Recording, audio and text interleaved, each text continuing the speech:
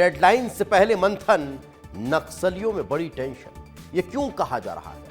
ये इसलिए कहा जा रहा है क्योंकि केंद्रीय गृह मंत्री अमित शाह छत्तीसगढ़ के दौरे पर गए और न सिर्फ वो दौरा कर रहे हैं बल्कि नक्सलवाद के खात्मे को लेकर जो डेडलाइन तय की गई है, उस डेडलाइन से पहले अभी तक कितना काम हुआ है, कितना काम होना बाकी है और उस काम के लिहाज से क्या रणनीति में कोई परिवर्तन किया जाना है, उसको लेकर मंथन करते हुए नजर आएंगे। इतना कि नहीं, उन्होंने इस नक्सलवाद के खात्मे के बाद आगे की क्या रणनीति होगी, प्रदेश और बस्तर के विकास की, उस पर भी चर्चा शुरू कर दी है। यही कारण है कि केंद्रीय गृह मंत्री अमित शाह का यह दौरा बेहद खास और बेहद महत्वपूर्ण माना गया है।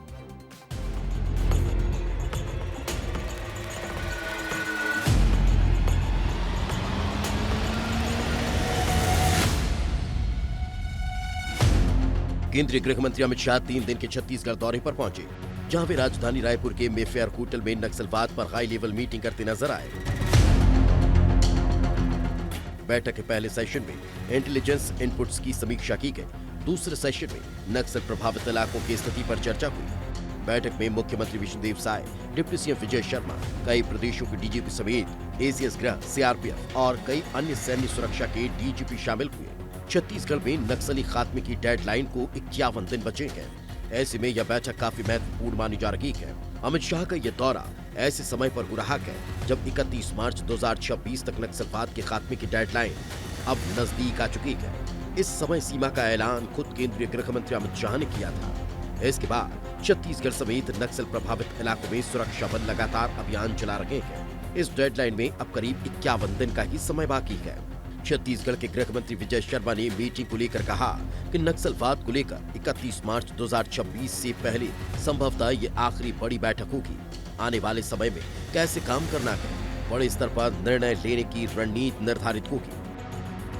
पूरी जानकारियों के साथ आज मैं सोचता हूं कि 31 मार्च 2026 से पहले ये अंतिम बड़ी बैठक होगी।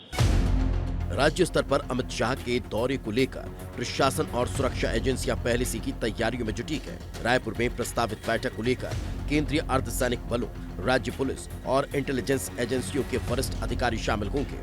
माना जा रहा है कि इस बैठक के बाद नक्सल प्रभावित इलाकों में ऑपरेशंस और ज्यादा तेज किए जा सकते हैं।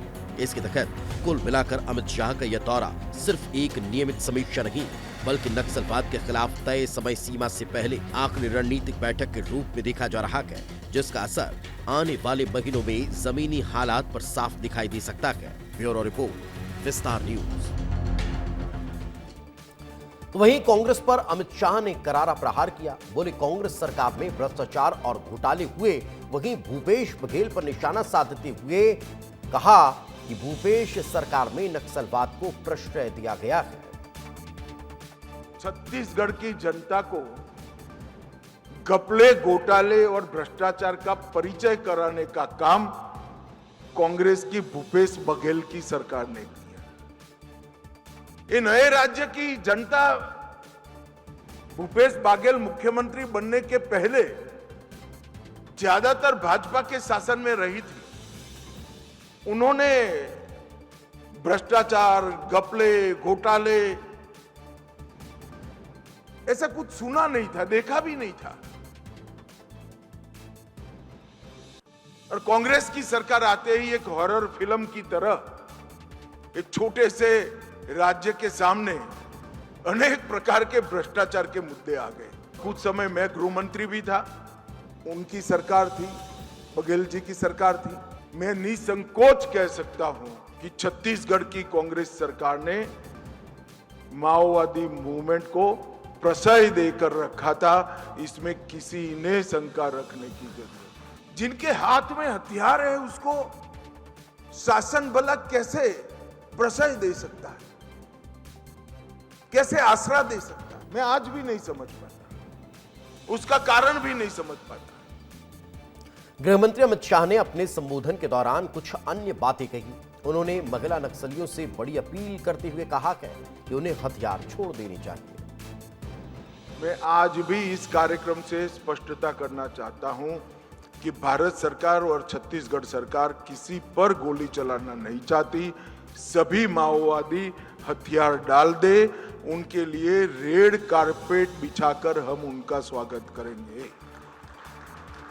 और जो बच्चियां हाथ में बंदूक लेकर खड़ी है, उनको तो मैं 2 हाथ जोड़कर विनती करता हूं कि आप तो जरूर सरेंडर कर जाइए।